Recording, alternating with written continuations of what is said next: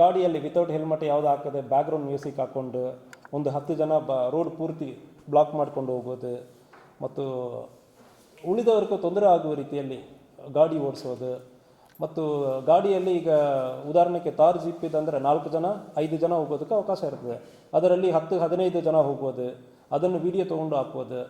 So ಇಂಥ ಸಂದರ್ಭದಲ್ಲಿ ನಾವು 100% ನಾವು ಕೇಸ್ ಮಾಡ್ತೀವಿ. ಆಲ್ರೆಡಿ ನಾವು ಈಗ ಮುರುಗೋಡು ಸ್ಟೇಷನಲ್ಲಿ ಕೂಡ ಮಾಡಿದ್ದೀವಿ. ಮತ್ತು ಯಾವುದೇ ರೀತಿಯಲ್ಲಿ ಅವಾಚ್ಯ ಶಬ್ದಗಳಿಂದ ಅಶ್ಲೀಲ ರೀತಿಯಲ್ಲಿ ಹೆಣ್ಮಕ್ಳಿರಲಿ ಹುಡುಗರಿರಲಿ ಕೆಟ್ಟ ಶಬ್ದದಿಂದ ತುಂಬ ಕೆಟ್ಟ ಶಬ್ದದಿಂದ ಬೈಯೋದು, ಅದಲ್ಲದೆ ಬೇರೆ ಬೇರೆ ರೀತಿಯಲ್ಲಿ ರೀಲ್ಸ್ ಮಾಡಿ ಹೆಣ್ಮಕ್ಳು ಯಾರು ಬಿಡ್ತಾರಂದನೂ ಕೂಡ ಅದು ಕೂಡ ಕಾನೂನು ರೀತಿಯಲ್ಲಿ ಕ್ರಮ ಕೈಗೊಳ್ತೀವಿ.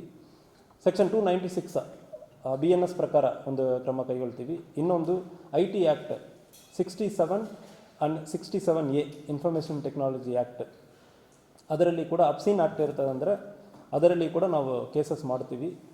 ದಯವಿಟ್ಟು ನೀವು ಸೋಷಿಯಲ್ ಮೀಡಿಯಾನಲ್ಲಿ ಯಾವುದೇ ನಮಗೆ ಜವಾಬ್ದಾರಿ ಇಲ್ಲಾಂದರೆ ಅಂದ್ಕೊಳ್ಳೋದು ಬೇಡ. ಸೋಷಿಯಲ್ ಮೀಡಿಯಾನಲ್ಲಿ ಈ ರೌಡಿಸಮ್ ಬಗ್ಗೆ ಪ್ರಮೋಟ್ ಮಾಡೋದು ಮತ್ತು ಬೇರೆ ಬೇರೆ ಅಬ್ಸೀನ್ ಆ್ಯಕ್ಟ್ ನೋಡೋಕ್ಕೆ ಆಗಲ್ಲ ಅಂಥ ವೀಡಿಯೋಸ್ ಯಾವುದನ್ನು ಅಪ್ಲೋಡ್ ಮಾಡ್ತೇವೆ ಅಂದರೆ ಕಾನೂನು ರೀತಿಯಲ್ಲಿ ಕ್ರಮ ಕೈಗೊಳ್ತೀವಿ. ಮತ್ತು ಫೋನನ್ನು ನಿಮ್ಮ ಯಾವುದೆಲ್ಲ ವೀಡಿಯೋ ತೊಗೊಂಡಿದ್ದೀರಿ ಎವಿಡೆನ್ಸ್ಗಾಗಿ ಅದು ಕೂಡ ನಾವು ಸೀಸ್ ಮಾಡ್ತೀವಿ.